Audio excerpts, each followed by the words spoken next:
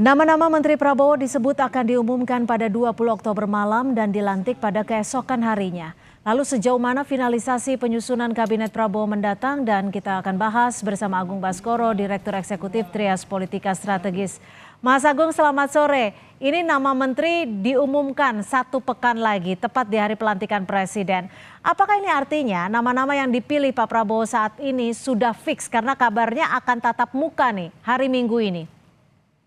Iya, kalau secara personal maupun institusional Mbak Cynthia, sebenarnya nama-nama itu sudah ada, sudah dikantongi, bahkan hari ini katanya ya, tadi juga dikonfirmasi sama teman-teman beberapa media, bahwa dipanggil ya, apakah itu di Hambalang atau di Kertanegara, tapi yang jelas nama-nama itu sudah diplot, sudah ada gitu, bahkan sampai pada level yang saya dengar wakil menteri Mbak Cynthia. Mhm, Nah, mhm. jadi wakil-wakil menteri juga pendamping menteri-menteri itu juga sudah ada. Jadi ketika 20 Oktober nanti saat pelantikan presiden ya nama-nama yang diumumkan bisa jadi termasuk wakil menterinya juga.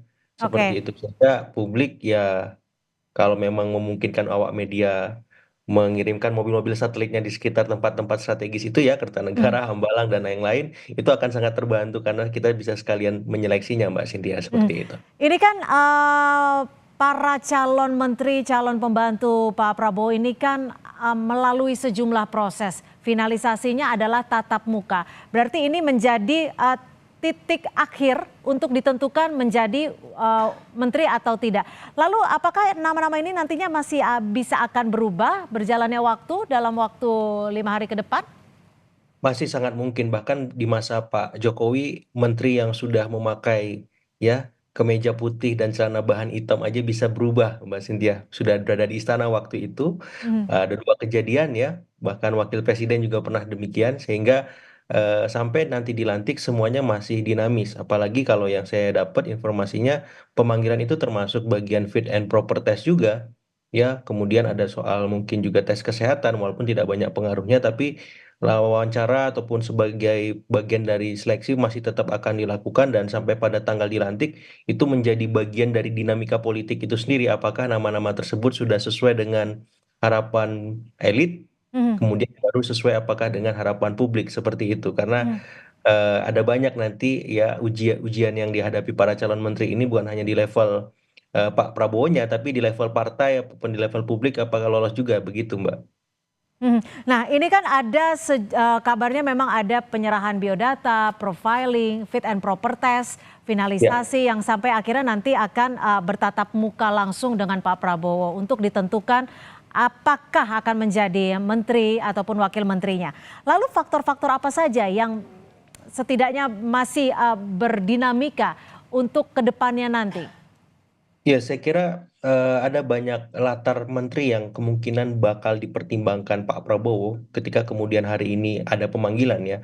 Dan beberapa latar itu bisa termasuk di dalamnya dari partai-partai pengusung koalisi ya, yang tadi ada banyak sekali, termasuk PKB, Nasdem, kemudian PKS yang bergabung di belakang hari di luar 9 partai resmi Koalisi Indonesia Maju ya.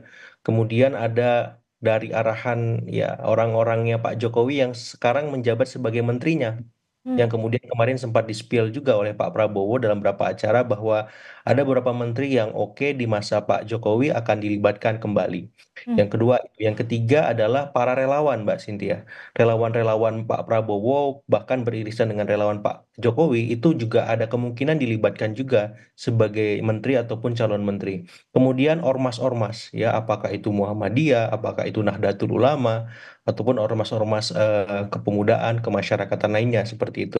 Yang hmm. berikutnya lagi yang jadi pertimbangan adalah para profesional yang sama sekali memang belum pernah terlibat sebagai menterinya Pak Jokowi atau memang pernah terlibat sebagai menteri di masa presiden sebelumnya seperti itu. Jadi arahan-arahan latar belakang itu yang saya kira sangat mungkin ya kemudian dipanggil, kemudian diseleksi dan berikutnya akan kita lihat nanti saat ya dipanggil Pak Prabowo ketika menjelang Hmm. mereka diumumkan seperti itu.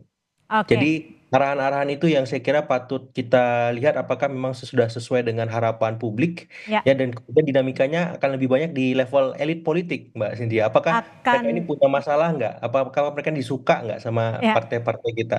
Seperti Oke, itu. kita nantikan nanti kabarnya di H-5 susunan Kabinet Prabowo sudah selesai. Terima kasih Mas Agung Baskoro, Direktur Eksekutif Trias Politika Strategis sudah berbagi perspektif di Kompas Petang sore hari ini. Sama-sama Mbak Cynthia, Selamat semua sore. sore.